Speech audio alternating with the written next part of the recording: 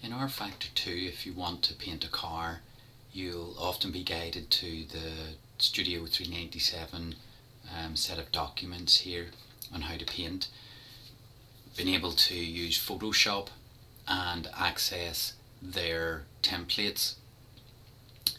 For me, whenever I installed, it didn't by default have the templates folder, so I added the folder by name, connected to my Steam account, and it brought in all the files of, I guess, the cards that are available to me.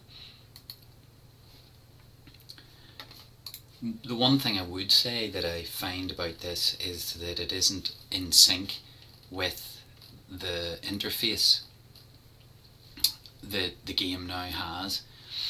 So it uses the new style of an underscore regions DDS to give the materials, but the actual user interface and showrooms don't match.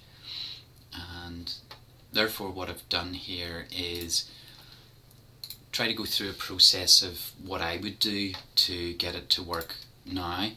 So to start with, if I pick a particular car, so I've gone into my Steam rFactor installed vehicles and I've picked the Ferrari and a particular version number which I want to make a mental note of because I'm going to make a variant possibly of it, and I use the mass utility, which is the MAS2 found in the support tools area, and you can see here that this will relate to all the vehicles of that Ferrari 488 GT3 in the game, and it'll outline key files,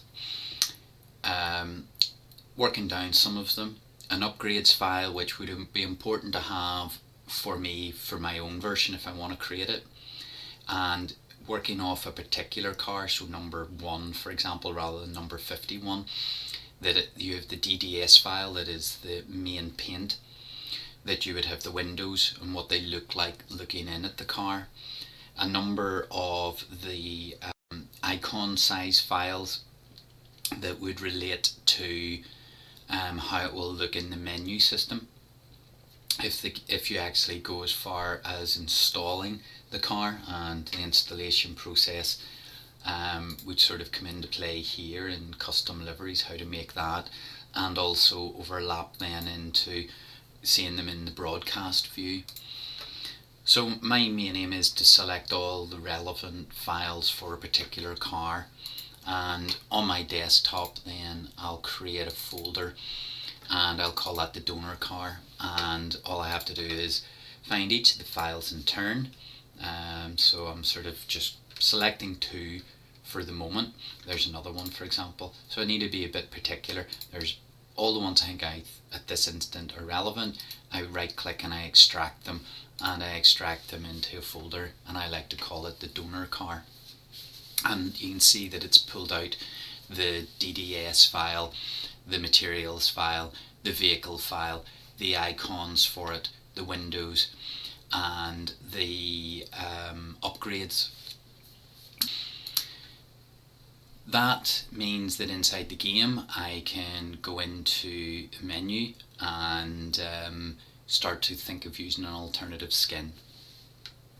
So I've compiled here a document for rFactor 2 for livery design in this user interface, and going past first of all adding the template folder to get the PSD files to download, then suggesting perhaps a decent editor, better than Notepad, to use something like VS Code for any textual editing required, and then how to have a workflow that might go from having a set of files that you have that relate to the car, to the windows, to the helmet, to the icons, the driver's suit, the gloves for example, that for safety's sake perhaps as you export those or copy them as it were to a folder as a DDS file, that it's an intermediary sort of position,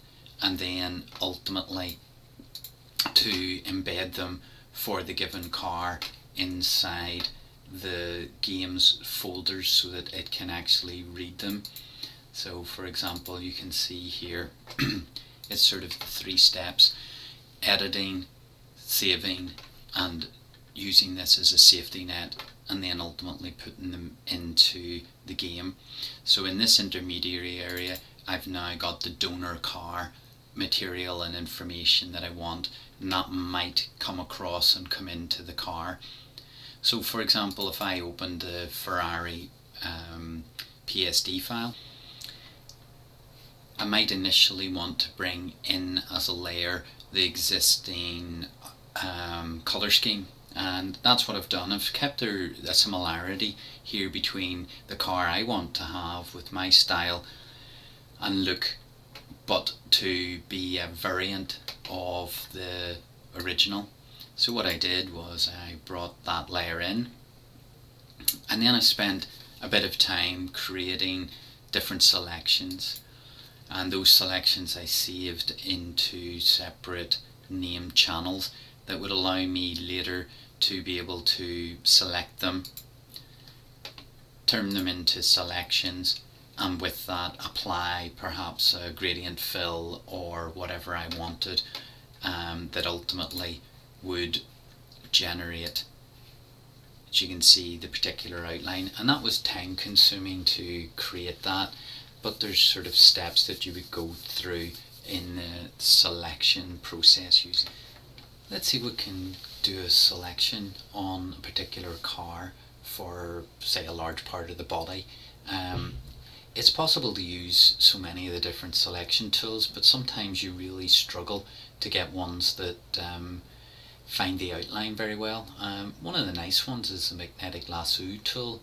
So if I was to click and to follow the outline quite roughly, to say, whoops.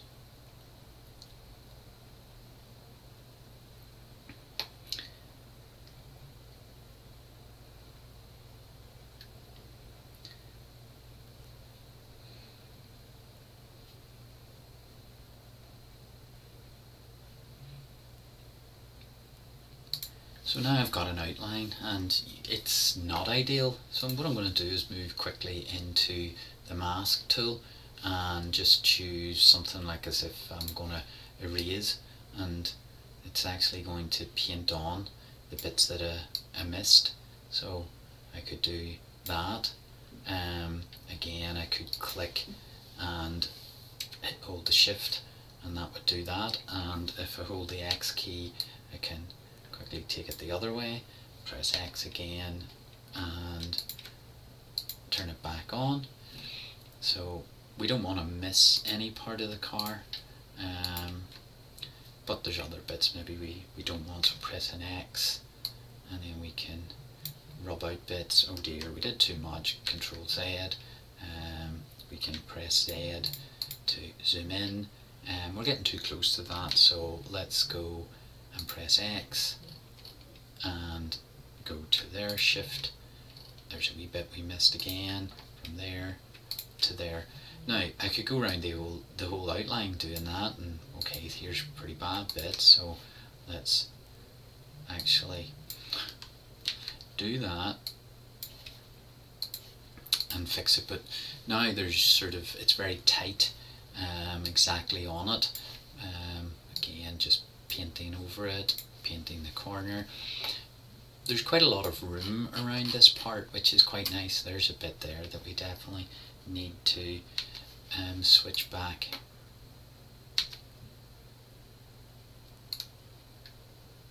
So we can get rid of that part because we don't want it in the selection. That doesn't make sense. But if I convert that back to the selection for a moment, you can see that, you know, I could maybe improve this outline. How could I do that? I could go select, modify, expand that perhaps by, let's say, the 10 pixels. And you can see that it has now expanded that all the way around the shape. And okay, anywhere that we haven't got it, I can easily drop into the mask tool. Okay, I press X, get it to, so that it's going either to add to it or take away from it. It's a bit tight there, so add a bit in.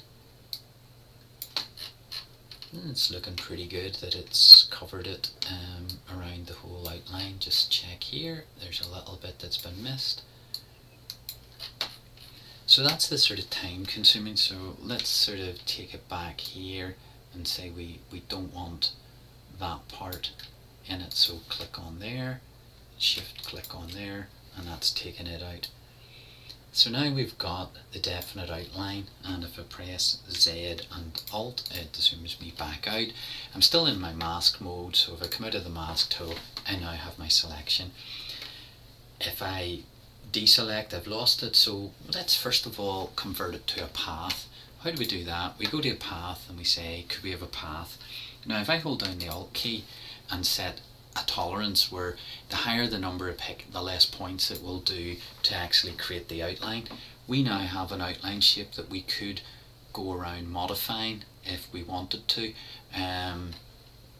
There might be reasons that we would want to adjust exactly where it's positioned in case it gets too close. So if we go to like the pen tool, I could add in another point in here, and now if I hold down the Alt key, I would be able to sort of redirect exactly how that point works. So if I hold down, you can see that I can control the different points here.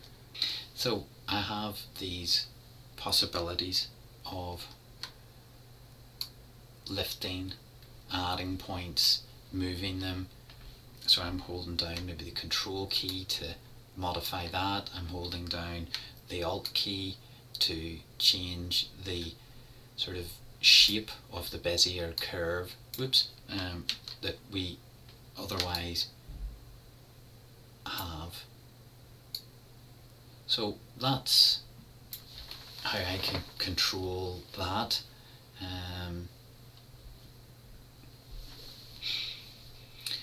But of course, well, let's just make sure we move that a bit. Let's say we just move that one a little bit there. Because we've got it in the least amount of points in the smoothest line that we possibly could have. But we want to store that. So I could say that's sort of like left body.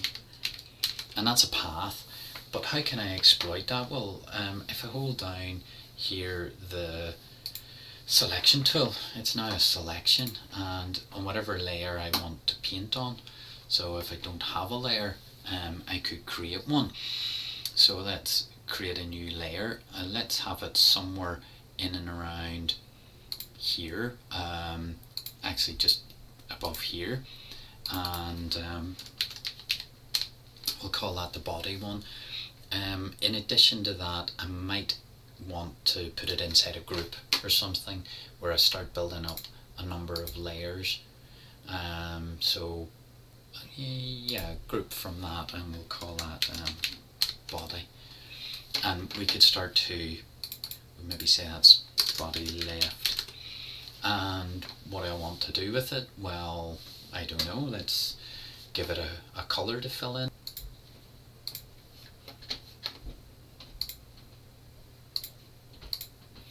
So we've given it sort of a red colour for that.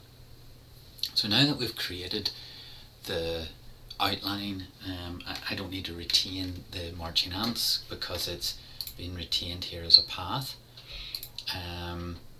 Put on my sort of logo or name to start with, so we'll leave it small there for a second. What I want to do is know whereabouts it's going to go on it. Now that I know that, let's make it larger and let's place it, for example, on there and have it maybe turn just a little bit. So we've now got some words on it. I've brought in the DDS layers that are built by default with the alts, including the region one here. So if I make that appear, it's got all the colours, and it it sort of is masking all of these in itself. So we've got a choice there in what you see. Here this is overlaid on top of the red area that I was creating and added in the originals. It maybe could give me a good guide for creating new base plates for a different number that I want on the car as a start point. Also that perhaps there's the fact that I want to move certain parts around.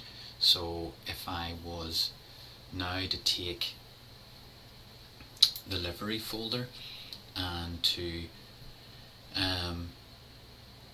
move that down into the body part, you can see that I have sort of the ability to control the impact of where the alt appears or not, and I can push it further down.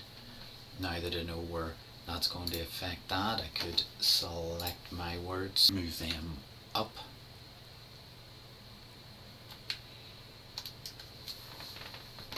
I could. So now we've made some changes to that.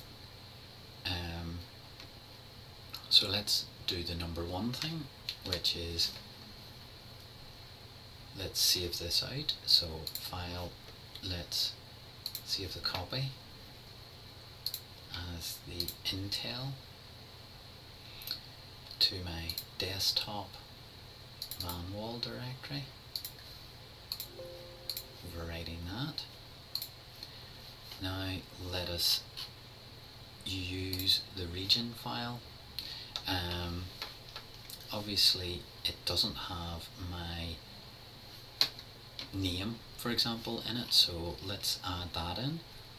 So if I pick here and have it highlighted, bring it up to this region, and what do we want to do? Make it red or white? Let's make it the red. So all I need to do is paint into this.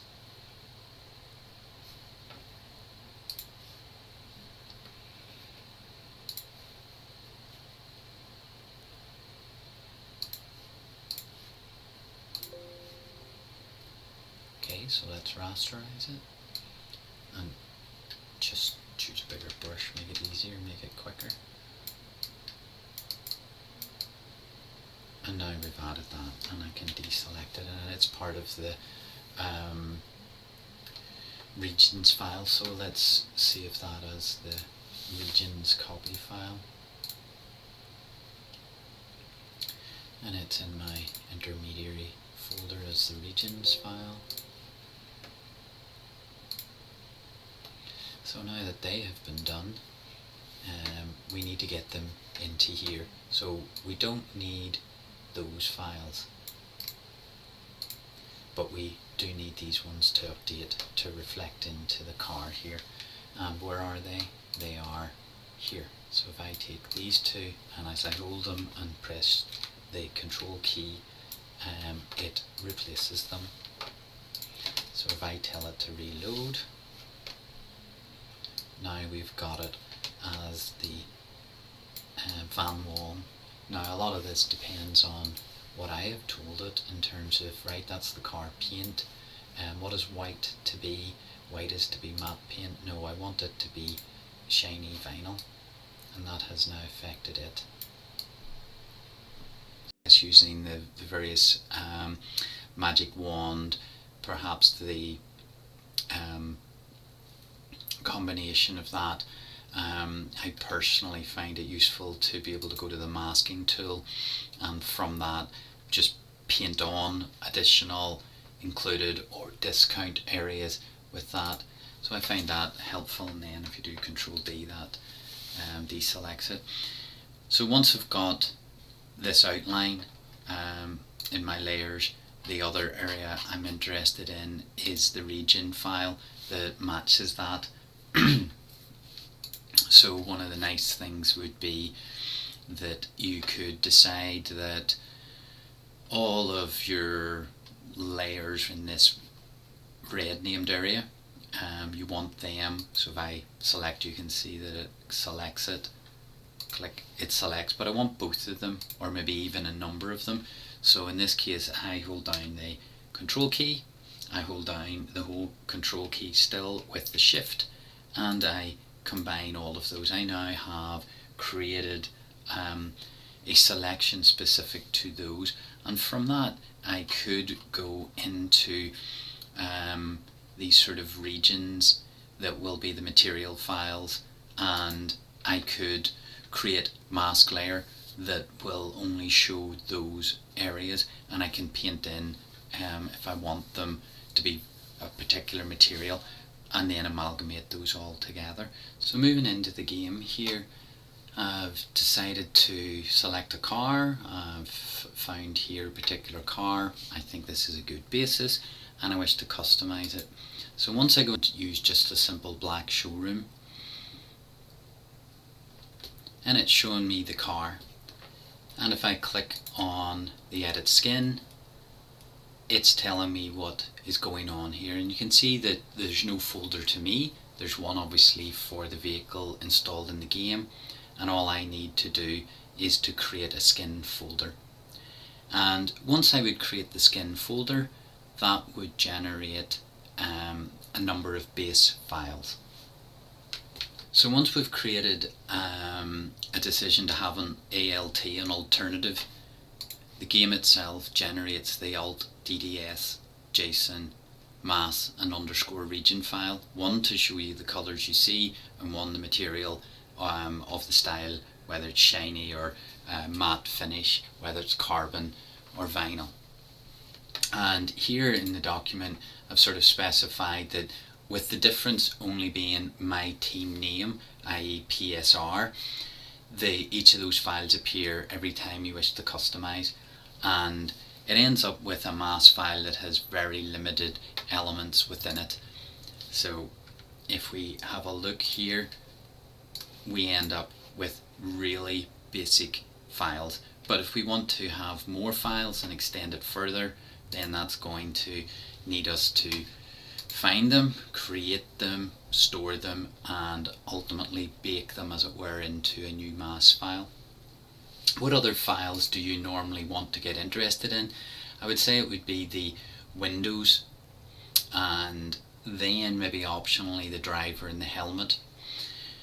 I've recently created 4 different cars, 2 of which allowed the gloves to appear and 2 that didn't, and I think that's dependent on the actual original creator of the actual car. So having selected the PhotoShop file and decided to put it into my Creative Cloud rFactor 2, so if I've got more than one computer, I'm able to work across those while I paint. And as we all know, any of the painting, selecting is the real time consuming part. The next stage then is to create a DDS version of it, and there are a number of plugins that you can add to Photoshop that can do that, and I've tried 2 of them and I've linked them in the document here.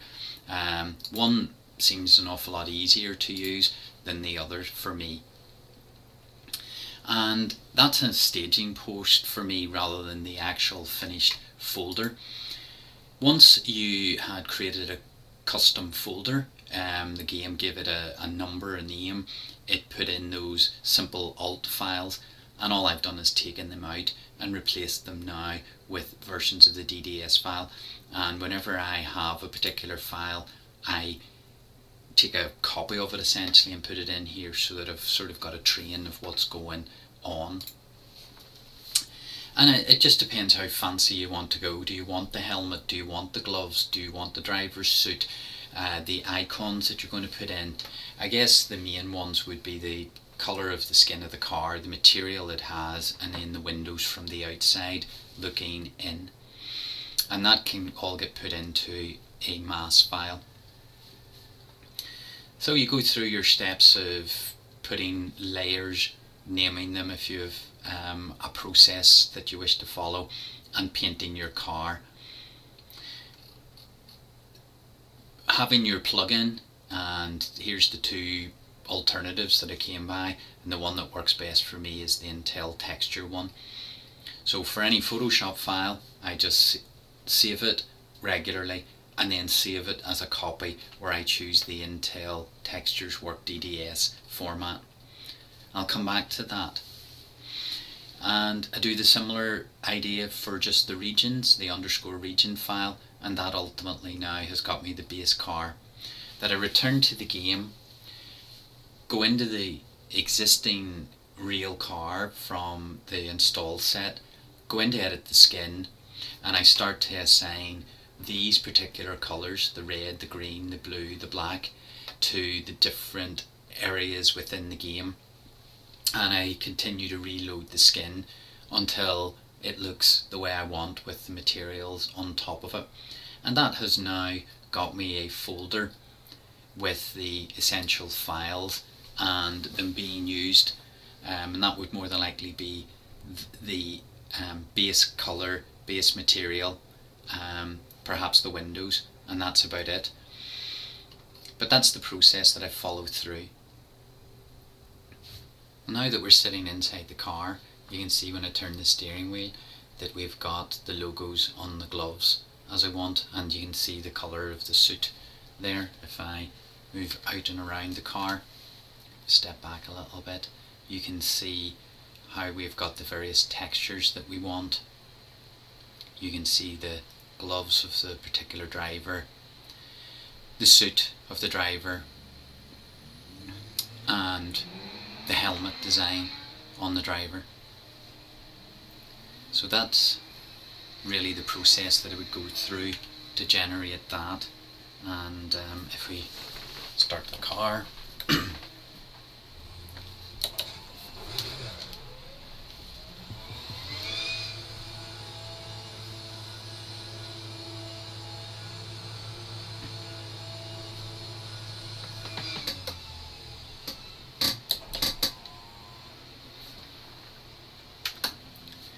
we can see it more out here at the side of the track.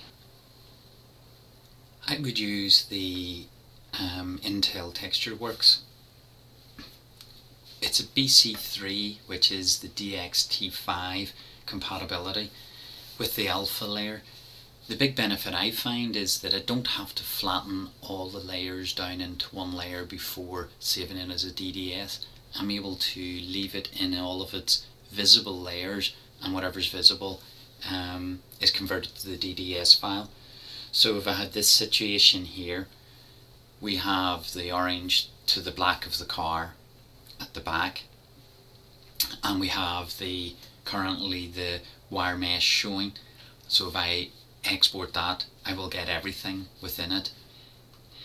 Then obviously if I was to just put out the underscore region version of it, I've decided on what should be white. I've said in the game that white will be a shiny vinyl, and then that's how I match the two up. For the windows, I can go through a process here, and you may have the in and the outside. So here's the outside, here's the inside, and for example in this car it actually had a grill at the front that was like a grid that I was able to put my name in, that I'll show you how that appears. And to follow through just a process, here's a 1-minute tutorial on Windows textures, because that's sort of an area that causes grief, and it's with thanks to this particular person for actually putting that on one of the forums. I've just interjected my images because they weren't available in the version that I could read. So I've put in here the text and the link to it, and essentially I've control and control plus click on every one of the areas that would get me the highlighted yellow and white words, and with that I'm able to move to the channel area, create an alpha 1, and start to basically paint over them to create a non-transparent part of the mask. I deselect it and go back to the RGB and back in, as you can see here, and with that I now export it, and it means that whenever I look at it in the game, it now has solid colours. And there's the link to the person who outlined how to do that. I've spoken about the donor car giving me a vehicle file and talking about using an editor. and that being VS Code. So here, if I open with VS Code, we can see here a number of changeable areas. One, the DDS file, which is the name that I would want to work with or change. In this case, it isn't the right name for mine. The material override that I don't touch. And then in around line 15, the opportunity to add in a number of extras or changes that I might want to include. So I've extracted that from the installed vehicle that I'm particularly interested in and extracted out some of the files. And that leads me into the vehicle file, where I've most importantly to get the name of the file that I'm using, ALT, and in my case I've got underscore PSR. And if you think of that as like a first part, a pre-part of a name that will go in front of anything to do with the windows or otherwise. So what I've added in here is a replacement or an addition for the helmet, which is meaning that it's going to use the alt underscore PSR .dds. It's going to put in after the alt PSR helmet, driver, and then the gloves value that I want to use, and it'll be used for the extra 4 and 5 layers. There are a number of extra layers. Some models have been created with them, some without. So if you're lucky enough that they're there, as in this case, it's possible that you can create a different colour of glove and to add on some logos, and you have to flip things back to front for them to work for the right and left glove. And that comes from a set of templates that are available here. To this stage we've been using an in-car game where we've created an alternative layout. That has limited use because if you go in and customize it, it will then rewrite the mass file, and that could mean that some of those additional elements that you wanted to be visible are lost to view. So in this case you can use more of the Studio 397's examples where you can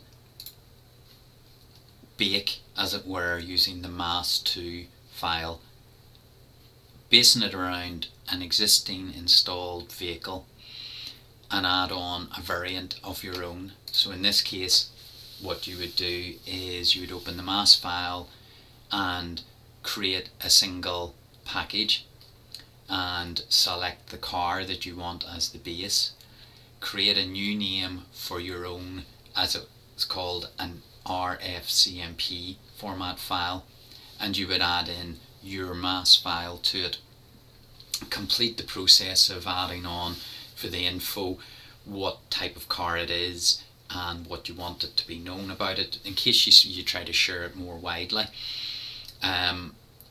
The fact that it's not installed, that you package it and install it, and ultimately that now is available and appears in the game, and will list itself out to hopefully include, say, your helmet, your icons, your driver's suit.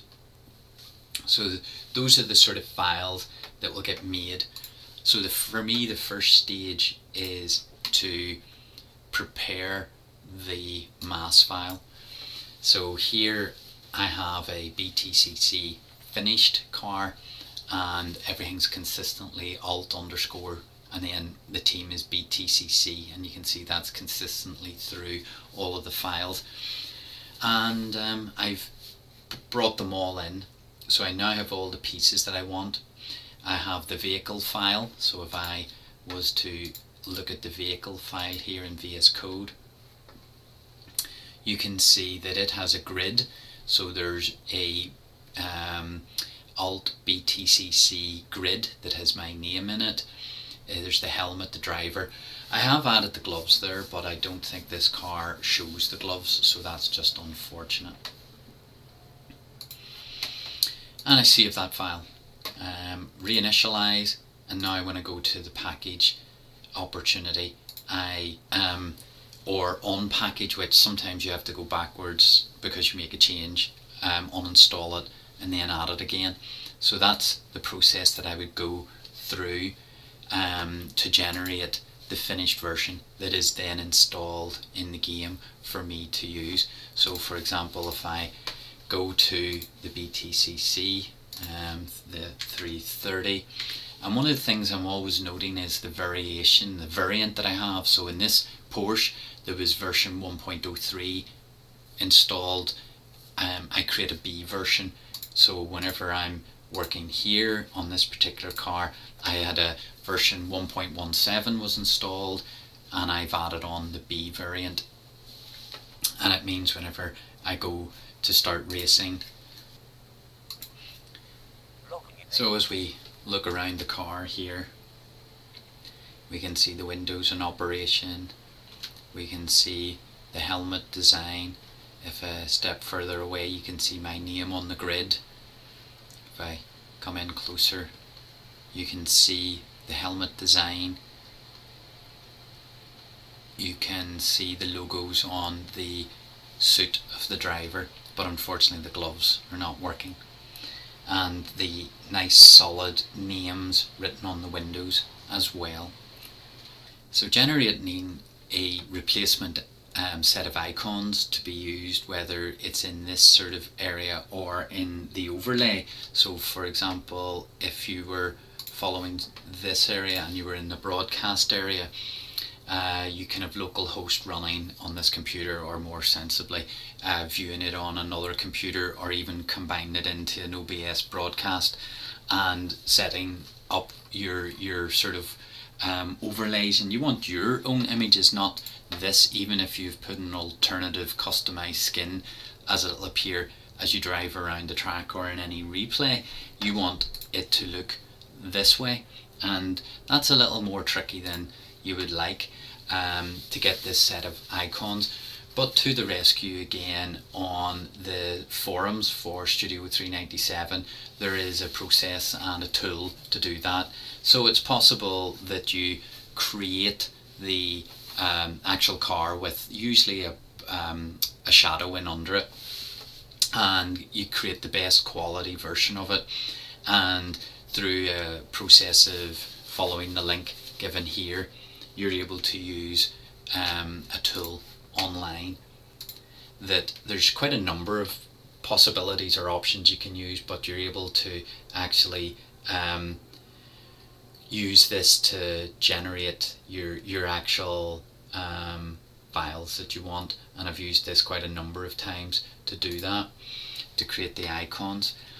The first step I did was to get a different showroom, and the showroom I went for was on the workshop, and it's just a different coloured but plain background rather than the lights that sit around the current base one.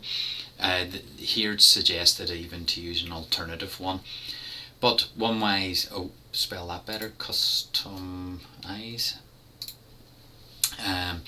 is to get a screenshot and to delete out an existing car but have left where the wheels sit, and then ultimately to take a picture of my own and set the two on top and combine them together. Once I've now got a PNG, use that name, send it through this web page through these steps, and be able to download and unpack the set of files that will now represent all those different icons in the game at different places. I incorporate them into the mass file. The naming is important, that it's all matched by the team name, as it were, and then you're able to see your car not only there but also in the likes of the broadcast overlays. Well, I hope this document for rFactor 2 with the current UI interface gives you an idea of how to use the templates, how to edit certain key files, particularly the VH vehicle one, how you could work with the Teams file.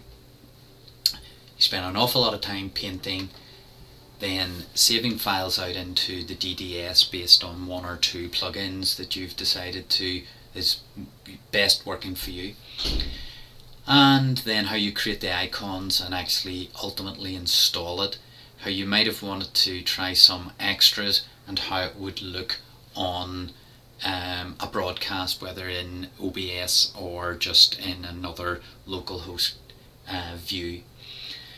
And I tried this with VTCC car with the Porsche 992 and did a bit of a combination of installation of some, and for others just taking a donor car and replacing with different alternate files.